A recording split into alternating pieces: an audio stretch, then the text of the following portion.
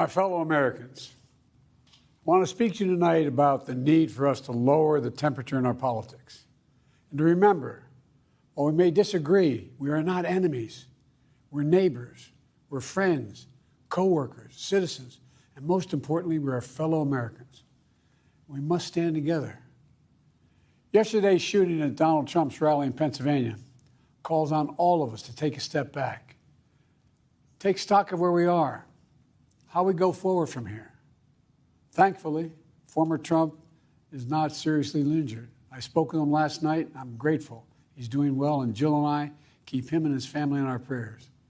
We also extend our deepest condolences to the family of the victims who was killed. Corey was a husband, a father, a volunteer firefighter, a hero, sheltering his family from those bullets. We should all hold his family and all those injured in our prayers. Earlier today, I spoke about an ongoing investigation. We do not know the motive of the shooter yet. We don't know his opinions or affiliations. We don't know whether he had help or support or if he communicated with anyone else. Law enforcement professionals, as I speak, are investigating those questions.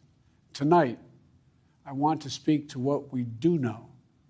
A former president was shot, an American citizen killed, while simply exercising his freedom to support the candidate of his choosing.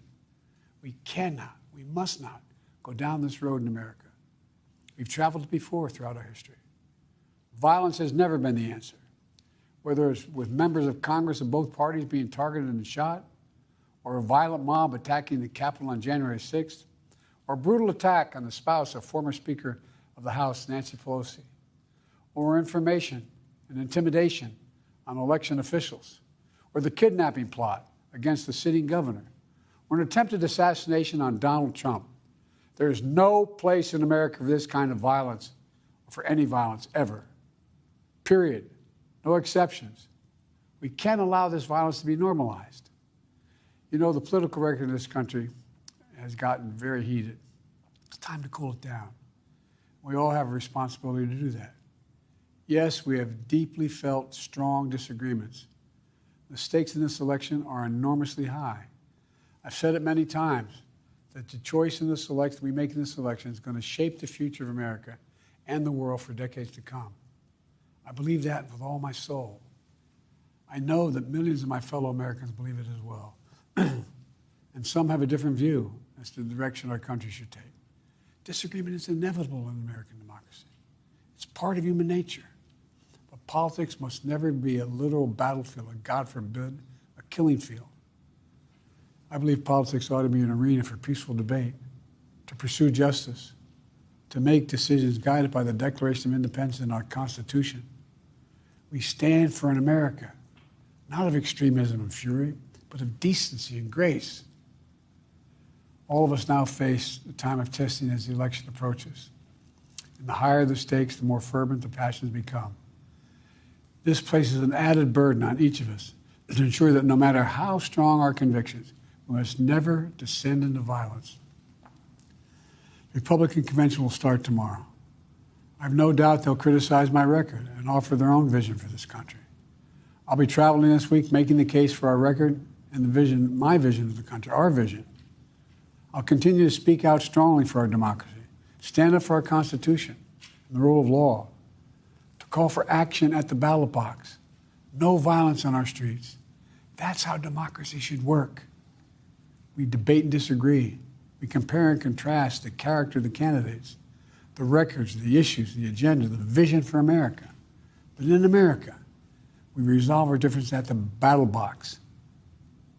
You know, that's how we do it, at the battle box, not with bullets. The power to change America should always rest in the hands of the people, not in the hands of a would-be assassin. You know, the path forward through competing visions of the campaign should always be resolved peacefully, not through acts of violence.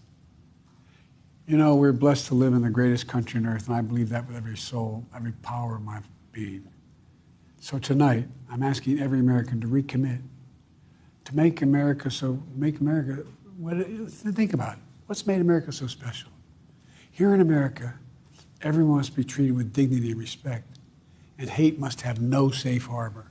Here in America, We need to get out of our silos, where we only listen to those with whom we agree, where misinformation is rampant, where foreign actors fan the flames of our division to shape the outcomes consistent with their interests, not ours. Let's remember, here in America, while unity is the most elusive of goals right now, nothing is more important for us now than standing together. We can do this. You know, from the beginning, our founders understood the power of passion. So they created a democracy that gave reason and balance a chance to prevail over brute force. That's the American we must be. An American democracy where arguments are made in good faith. An American democracy where the rule of law is respected. An American democracy where decency, dignity, fair play aren't just quaint notions, but living, breathing realities. We owe that to those who come before us, to those who gave their lives for this country. We owe that to ourselves.